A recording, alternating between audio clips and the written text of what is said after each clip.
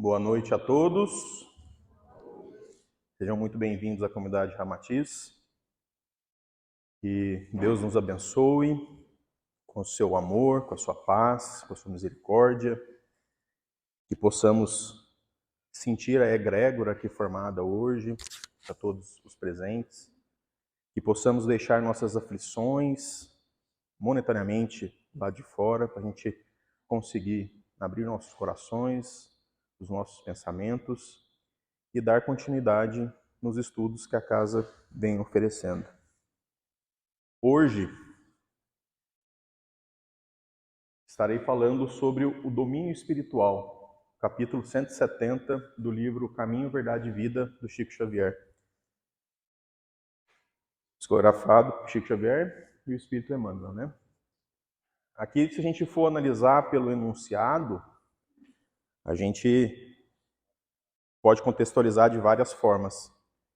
Mas, na verdade, esse contexto em si não é o domínio do próximo, do bem material, do bem externo, é o domínio do nosso eu, da nossa espiritualidade, do Deus que habita dentro da gente. Como que hoje é dominado, como que a gente domina os nossos, as nossas dores, nossas aflições, como que a gente consegue transmitir isso para quem está em nossas voltas, né? Quem está em torno da gente. Então, é um capítulo muito bonito, é muito contextualizado, e eu quero trazer essa mensagem para vocês.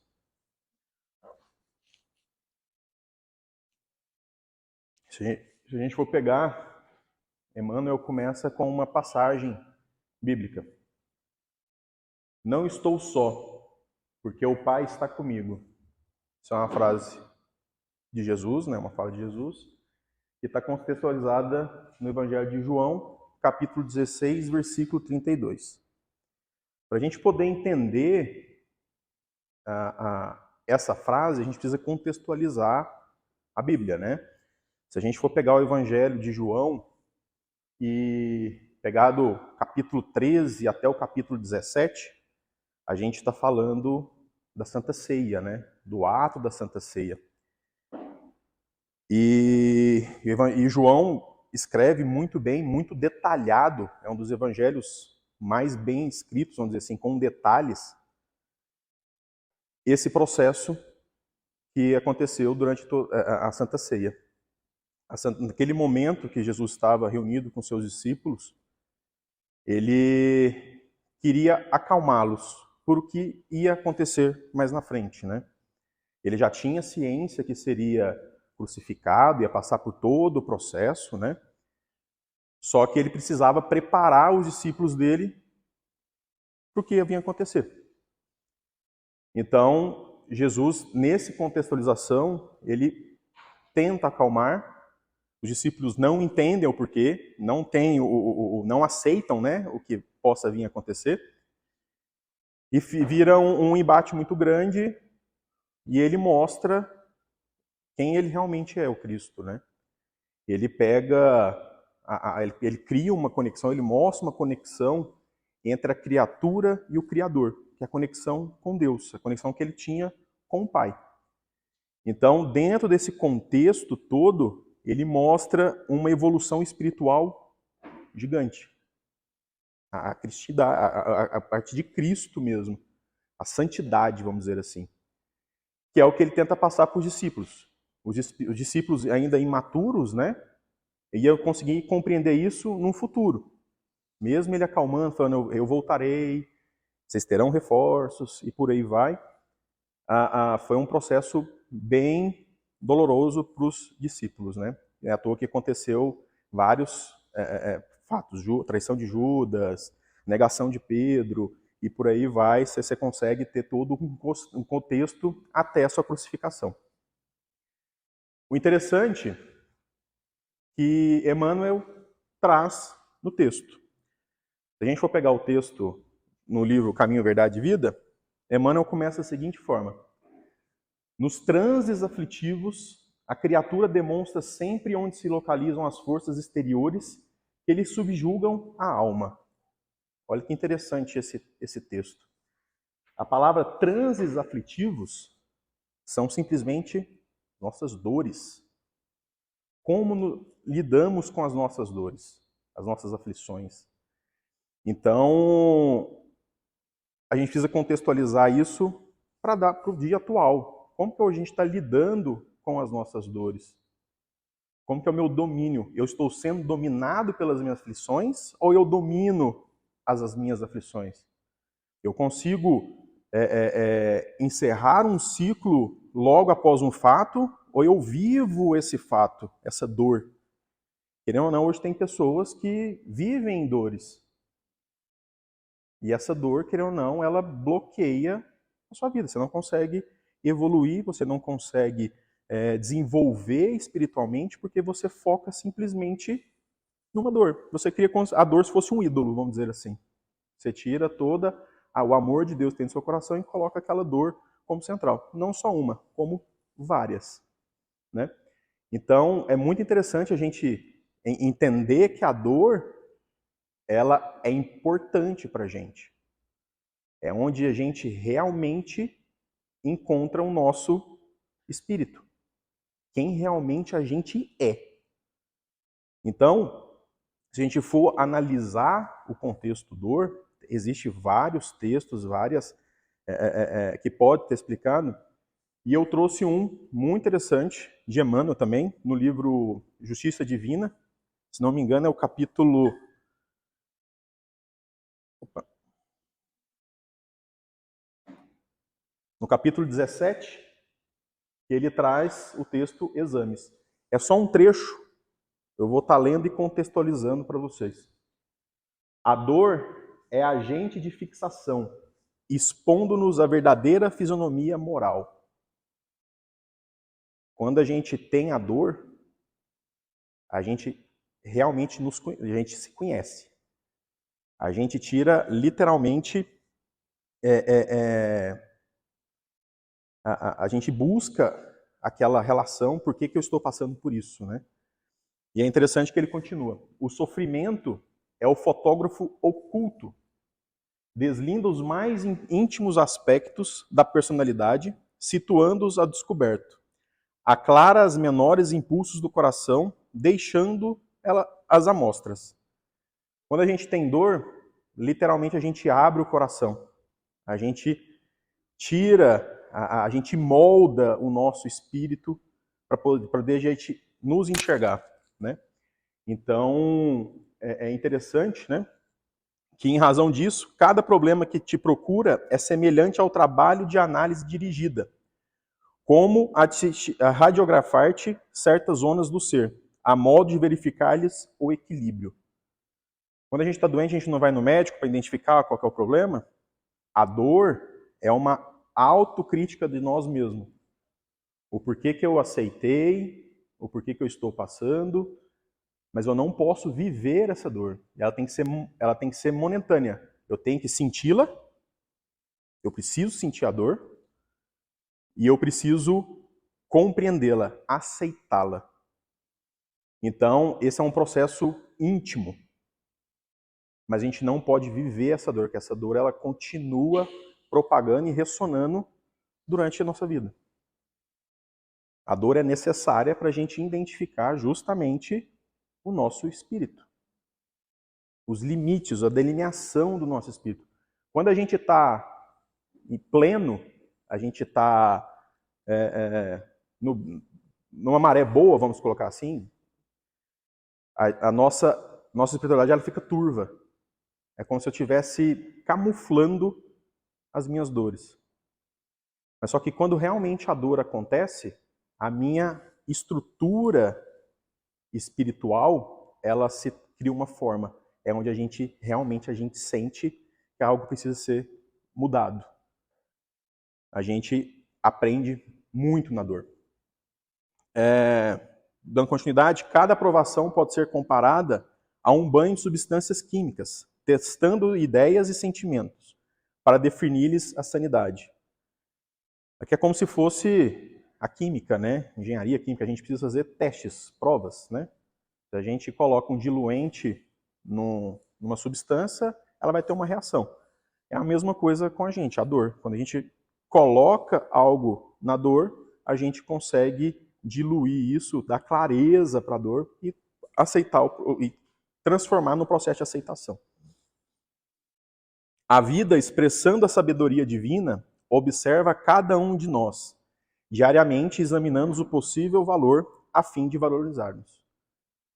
Então, é um processo de sentimento, aceitação e transformação.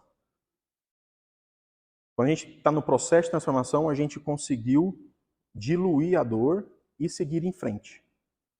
Quando acontecer remanescente, quando acontecer novamente, você já está preparado espiritualmente para aquela situação, que ela não te abala.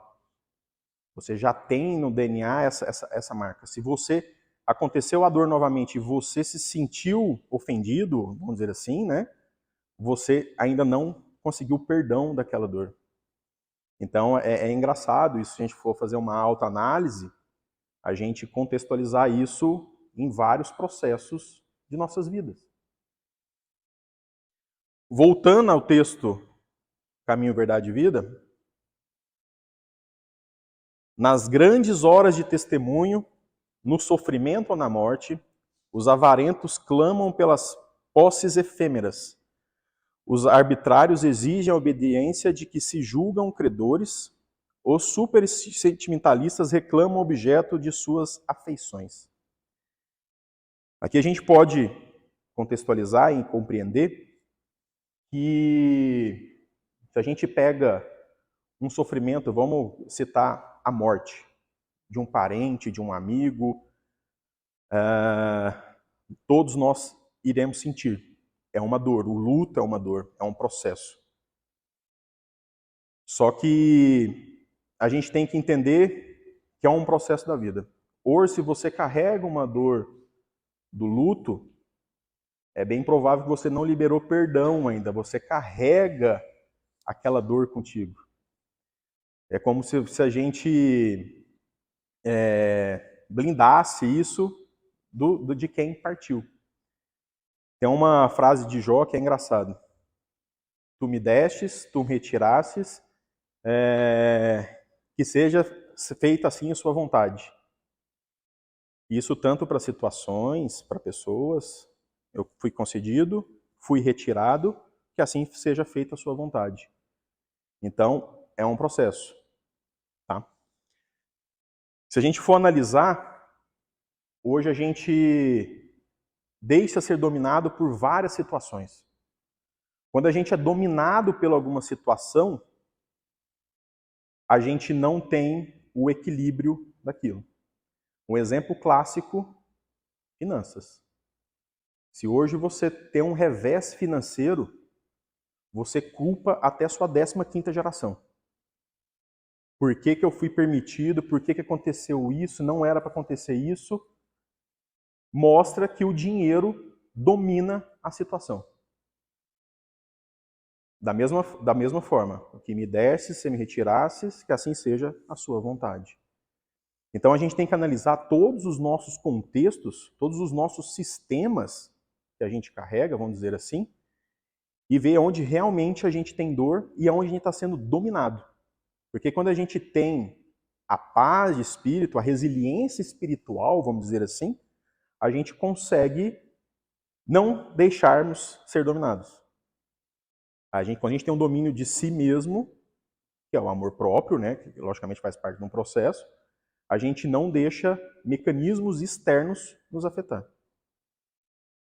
Então, é muito comum a gente ter esses vários sistemas que nos afetam moralmente, vamos dizer assim. Quando houver um revés financeiro, a gente fica... Eu estou dando um exemplo, né? Pode ser qualquer outro, mas acho que o mais comum é o revés financeiro. A gente praticamente surta. A gente perde o equilíbrio total da consciência do momento. Sabemos que é momentâneo a partir do momento que a gente tem o nosso domínio espiritual. Se eu vivo essa dor, isso perpetua e eu continuo deixando de prosperar. Então a gente precisa analisar realmente quais circunstâncias que tira o nosso domínio espiritual. Falta de conhecimento, financeiro, relacionamentos. A gente não pode deixar o próximo nos sequestrar. Geralmente, quando a gente está em relacionamento, a gente doa, tanto que a gente vira prisioneiro de um relacionamento. Então, a gente precisa avaliar literalmente todos os nossos contextos e todos os nossos sistemas que hoje a gente carrega conosco mesmo, né? Bom, voltando ao texto, Jesus, todavia, no campo supremo das últimas horas terrestres, mostra-se absoluto Senhor de si mesmo, ensinando-os a sublime identificação com os propósitos do Pai, como o mais avançado recurso de domínio próprio. Jesus, sabendo de todo o processo que ele ia passar, ele já teve a visão, ele já teve os sinais, mesmo assim ele manteve o domínio espiritual, ele não foi abalado por nenhuma circunstância e ele pôde mostrar isso para os seus discípulos e para nós, essa resiliência espiritual. Que seja feita a vontade do meu Pai. Tem um texto também de Emmanuel, chama Fortalecemo-nos, capítulo 111 do livro Fonte Viva. Quando a gente está nessa procura do domínio espiritual, a gente às vezes confunde muito com, como eu posso dizer, com situações da atualidade. Como que a gente está sendo influenciado, o que tira minha paz, política, própria religião. A gente tem vários viés que pode desmoronar esse domínio espiritual, né? Esse eu. E esse capítulo ele traz a seguinte mensagem. Há muita gente que se julga forte nos recursos financeiros que surgem e fogem, na posse de terras que se transferem de dono, na beleza física que brilha e passa, nos parentes importantes que se transformam, na cultura da inteligência que nas muitas vezes se engana, na popularidade que conduz à desilusão, no poder político que o tempo desfaz, no oásis da felicidade exclusivista que a tempestade destrói. Sim, há muita gente que supõe vencer hoje para acabar vencida amanhã. Toda vida, somente a consciência edificada na fé, pelos deveres bem cumpridos e na face das leis eternas, consegue sustentar-se invulneravelmente sobre o domínio próprio. Sabendo quem sabe sacrificar-se por amor, encontra-se incorruptível segurança. Fortalecemo-nos, pois, no Senhor e sigamos de alma erguida para a frente na execução da tarefa que o Divino Mestre nos confiou. Olha que interessante, a partir do momento que eu sou influenciado por algo externo, eu estou abrindo mão do meu domínio. A gente precisa ter o conhecimento justamente para a gente ter o discernimento desse domínio. Se for algo que me agrega, ótimo, eu aceito. Caso contrário, eu discordo. Hoje, querendo ou não, a gente vê cegos guiando cegos. Hoje, se a gente for abrir as redes sociais, são pessoas que se julgam fortes, que não têm um alicerce em Cristo, que quando acontece uma circunstância, o domínio espiritual vem à tona. Aí acaba o domínio moral, né? Vê a deficiência moral do ser. Porque a base não está consolidada. Quando eu tenho a base consolidada em Cristo, eu tenho a força para seguir em frente com o meu eu, com o meu domínio espiritual. Voltando ao texto, ligado naturalmente às mais diversas forças, no dia do Calvário não se prendeu a nenhuma delas. no dia do processo da crucificação, no Calvário, Jesus, ele poderia ter usado suas forças, a sua influência, vamos colocar entre aspas, para reverter a situação.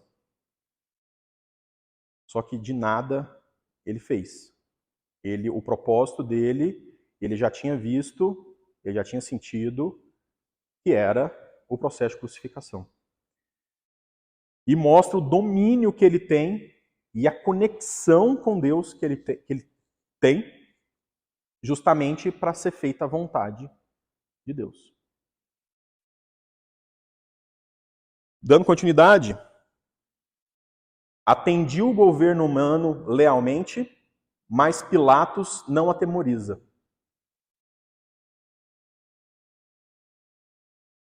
Olha que interessante. Você tinha as esferas políticas, as esferas religiosas da época, né? Você tinha apóstolos de outras religiões, né? Outras crenças ali, e Pilatos como governador de Roma. A influência de Pilatos era tão grande que ele poderia muito bem cancelar a execução de Cristo, a crucificação de Cristo.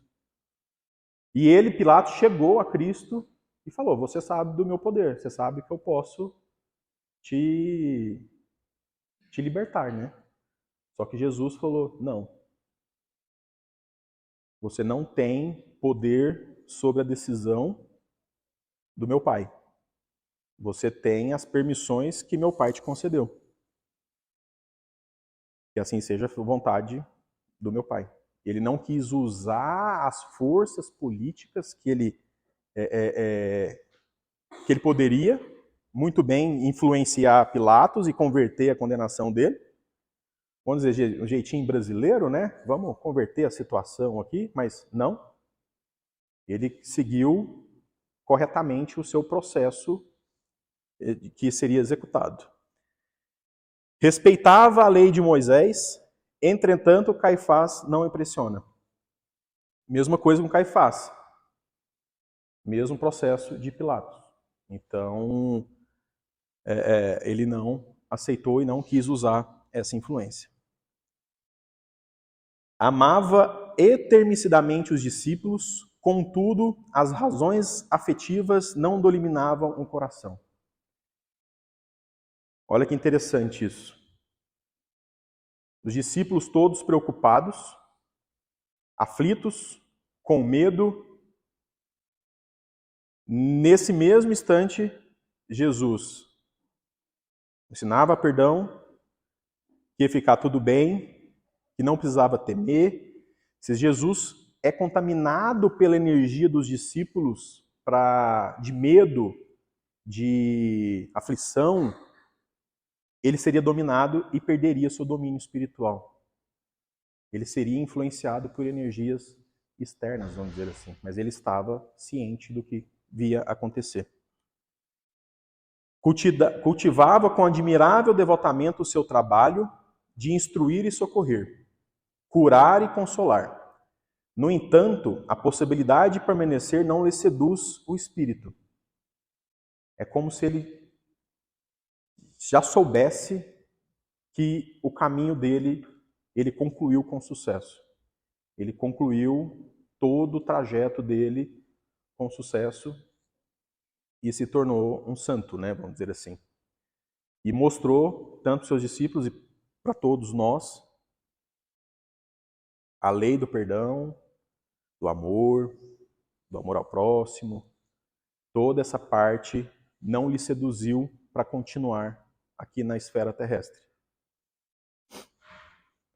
O ato de Judas não lhe arranca maldições. Quando ele soube da traição de Judas, ele perdoou Judas.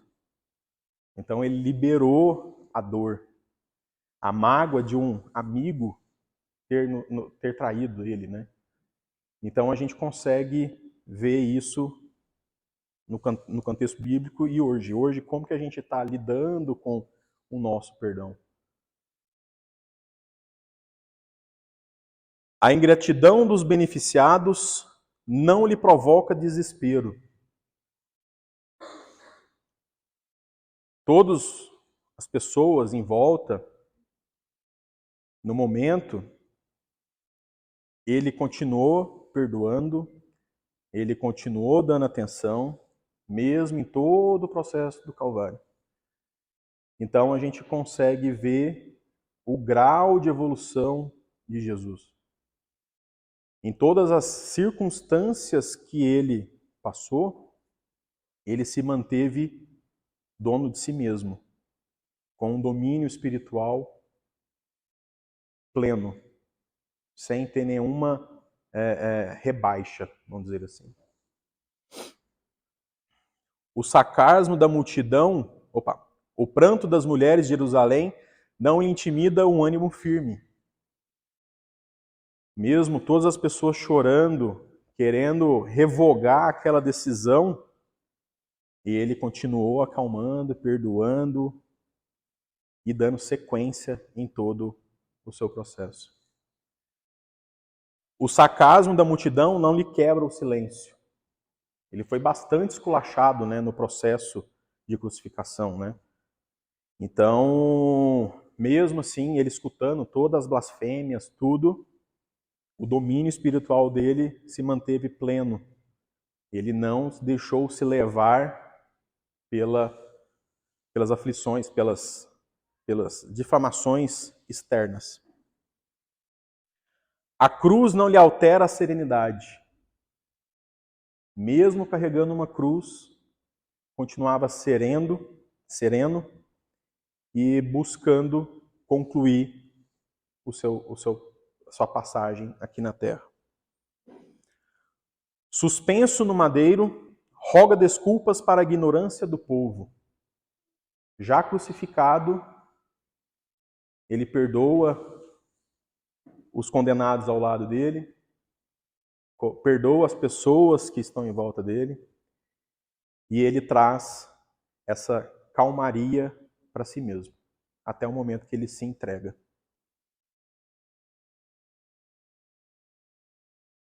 E Emmanuel conclui da seguinte forma: sua lição de domínio espiritual é profunda e imperecível. Revela a necessidade de sermos nós mesmos. Nos transes mais escabrosos da vida, de consciência tranquila, elevada à divina justiça, e de coração fiel, dirigido pela divina vontade. Olha que trecho muito bonito. Sua lição de domínio espiritual é profunda e imperecível. O domínio espiritual, ela é intransferível, é pessoal de cada ser. Cada um tem um processo de domínio espiritual. Revela a necessidade de sermos nós mesmos. É quando a gente faz a nossa autoanálise, a gente identifica quem realmente a gente é. E a gente traz esse conforto para dentro de nós mesmos, né? Nos transes mais escabrosos da vida, de consciência tranquila, elevada à divina justiça, de coração dirigido à divina vontade. A consciência dele estava tranquila e em paz, e elevou isso à parte da divindade, né? Esse texto de Emmanuel, no Caminho, Verdade e Vida, ele mostra pra gente o quão importante é o nosso domínio. Como nós cuidamos das nossas dores. Hoje eu estou cuidando das dores ou estou vivendo a minha dor? Por isso que é importante a nossa saúde intelectual, mental, a nossa saúde espiritual, é justamente para a gente ter esse equilíbrio, esse domínio espiritual, para nada que vier externamente possa nos afetar. Logicamente que vai vir situações que vai afetar. Eu preciso sentir, eu preciso vivenciar, eu preciso compreender essa dor. Então a gente precisa realmente vivenciar, sentir a dor, aceitar e deixá-la aí. Caso aconteça, seja remanescente a dor, quando ela voltar em outra situação, com um contexto semelhante, eu já tenho no nosso subconsciente, vamos dizer assim, a resolução do problema, que lá não me abala mais. Você se perdoou o próximo, então a gente libera. A liberação de perdão é libertador para o nosso ser. A gente não pode viver o nosso orgulho. Querendo ou não, a gente não libera perdão por orgulho. E olhar para nós mesmos o perdão. A mensagem que eu quero trazer para vocês hoje é justamente ter a experiência de doar o perdão e de poder receber o perdão também. É libertador, o perdão ele é libertador, tanto para o meu ser, como para a circunstância da dor que prevalece.